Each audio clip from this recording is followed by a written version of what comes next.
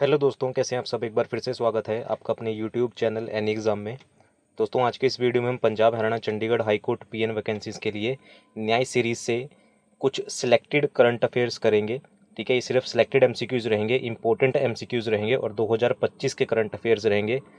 आपको पता है कि 35 नंबर की जीके आएगी और 35 नंबर में से आप ये मान के चल सकते हैं कि 5 नंबर की कम से कम आपके पास करंट अफेयर रहेगी। करंट अफेयर के क्वेश्चन ज़्यादा भी पूछे जा सकते हैं, तो एंड तक वीडियो को ज़रूर देखिएगा। वीडियो पसंद आए तो इसे लाइक शेयर और इस एग्ज़ाम की और प्रैक्टिस सेट्स के लिए, जब तक आपका एग्ज़ाम नहीं होता तब तक प्रैक्टिस सेट्स के लिए और फुल लेंथ टेस्ट के लिए चैनल को सब्सक्राइब करना मत भूलिएगा। तो फटाफट से पहले शेयर कर दीजिए, लाइक कर दीजिए वीडियो को और शुरू करते हैं आज के पहले क्वेश्चन से।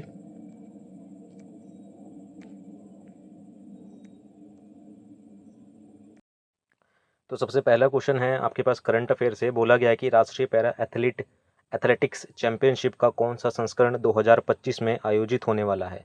तो राष्ट्रीय पैरा एथलेटिक्स चैंपियनशिप का कौन सा संस्करण है, कौन से नंबर का आपका ये राष्ट्रीय पैरा एथलेटिक्स चैंपियनशिप है, कौन से नंबर की जो 2025 में आयोजित होगी। तो इसका जो सही आंसर हो जाएगा वो हो जाएगा आपके पास ऑप्शन नंबर 4, 23rd यानी कि 23वां संस्करण है जो 2025 में आयोजित होगा। तो ध्यान रखेंगे इसका। अगले क्वेश्चन की ओर आते हैं। अगला है, भारत की G20 अध्यक्षता और शिखर सम्मेलन के बारे में श्री अमिताभ कांत द्वारा लिखी गई पुस्तक का नाम क्या है। तो भारत की जो G20 अध्यक्षता थी और शिखर सम्मेलन जो हुआ था उसके बारे में श्री अमिताभ कांत द्वारा लिखी गई पुस्तक का नाम क्या है। तो इसका नाम है आपके पास option number 3rd, how India scaled Mount G20। ध्यान रखेंगे इस बुक का नाम क्या है, how India scaled Mount G20। अगले क्वेश्चन की ओर आते हैं। अगला है, भारत के संविधान के 75 वर्ष पूरे होने के उपलक्ष्य में आयोजित 3 दिवसीय कार्यक्रम का आयोजन किस विभाग ने किया। तो भारत के संविधान के 75 वर्ष पूरे हो चुके हैं। पहली बात तो एक करंट अफेयर ये भी बन जाता है और कह रहा है कि इसके 75 वर्ष पूरे होने के उपलक्ष्य में आयोजित 3 दिवसीय कार्यक्रम का आयोजन किस विभाग ने किया। तो ये किया है ऑप्शन नंबर बी, डाक विभाग ने। अगले क्वेश्चन की ओर आते हैं। अगला है, दिव्यांग प्रतिभा और सशक्तिकरण का जश्न मनाने वाले दिव्य कला मेला 2025 का आयोजन कहाँ हुआ था। तो दिव्यांग प्रतिभा और सशक्तिकरण का जश्न मनाने वाले दिव्य कला मेला जो था 2025 का, वो आयोजित किया गया था कहाँ पर। ऑप्शन नंबर बी, वडोदरा में। अगले क्वेश्चन की ओर आते हैं। अगला है, 2025 राष्ट्रीय ओपन में पुरुष और महिला एकल खिताब किसने जीता। इंपॉर्टेंट है क्वेश्चन क्योंकि स्पोर्ट्स से जो है वो करंट अफेयर पूछे जाते हैं। तो इसमें पूछा गया कि 2025 ऑस्ट्रेलियन ओपन में पुरुष और महिला का एकल खिताब किसने जीता है। तो ये जीता है आपके पास option number B, Jannik Sinner और मेडिसन किज। किसने, जेनिक सिन्नर और मेडिसन किज ने ये खिताब जीता है। अगले क्वेश्चन की ओर आते हैं।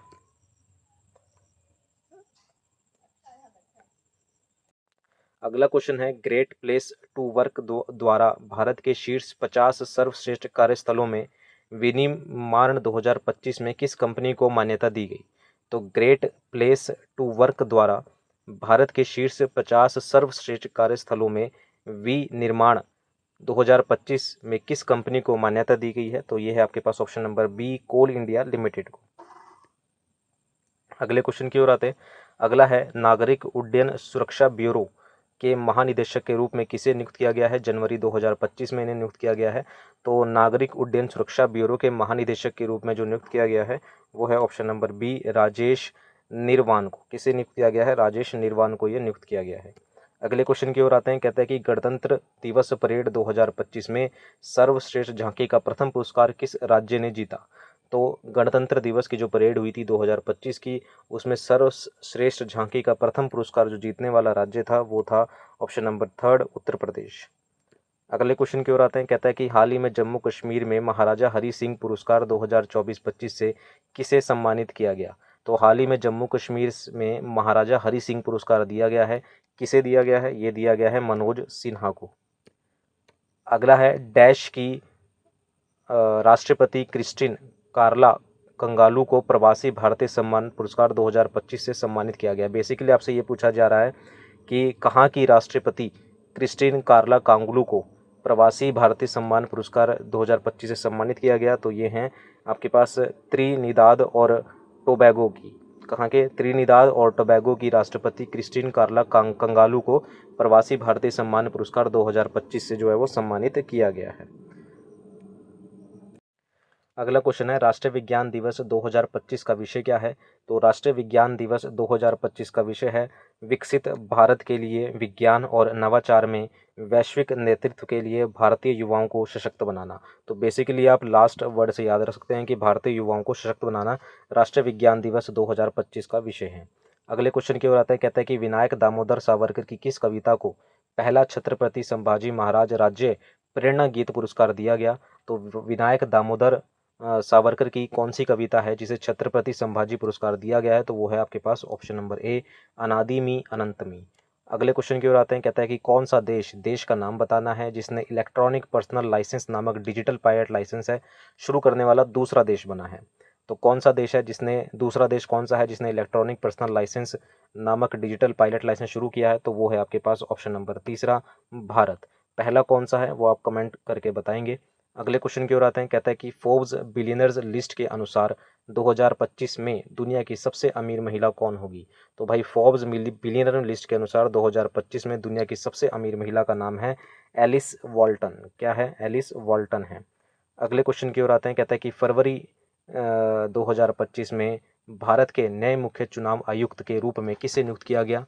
तो फरवरी में ही इन्हें नियुक्त किया गया है 2025 में। भारत के नए मुख्य चुनाव आयुक्त जो चुने गए हैं, इनका सही आंसर हो जाएगा आपके पास ऑप्शन नंबर चौथा, ज्ञानेश कुमार। अगले क्वेश्चन की ओर आते हैं, कहता है कि 2025 आईसीसी चैंपियंस ट्रॉफी के लिए घोषित कुल पुरस्कार राशि क्या है? तो आईसीसी चैंपियंस ट्रॉफी के लिए कुल पुरस्कार राशि जो है वो, इसका सही आंसर हो जाएगा ऑप्शन नंबर चौथा, 6.9 मिलियन। अगला है, किस कंपनी ने भारत के परमाणु ऊर्जा क्षेत्र में निवेश करने वाली पहली निजी इकाई बनने का गौरव प्राप्त किया? तो कौन सी कंपनी है, कंपनी का नाम बताना है जिसने भारत के परमाणु ऊर्जा क्षेत्र में निवेश करने वाली पहली निजी इकाई बनने का गौरव प्राप्त किया है? तो वो है आपके पास ऑप्शन नंबर तीसरा, जिंदल न्यूक्लियर। अगला है, कहता है कि 2025 में अविश्वास प्रस्ताव से पहले एन बीरेन सिंह ने मणिपुर के मुख्यमंत्री के पद से इस्तीफा दे दिया था। उन्होंने मणिपुर के मुख्यमंत्री के रूप में पदभार कब ग्रहण किया? तो वो किया था भाई 2017 में। अगला है, 38वें राष्ट्रीय खेल 2025 में महिलाओं की 66 केजी श्रेणी में स्वर्ण पदक किस मुक्केबाज ने जीता?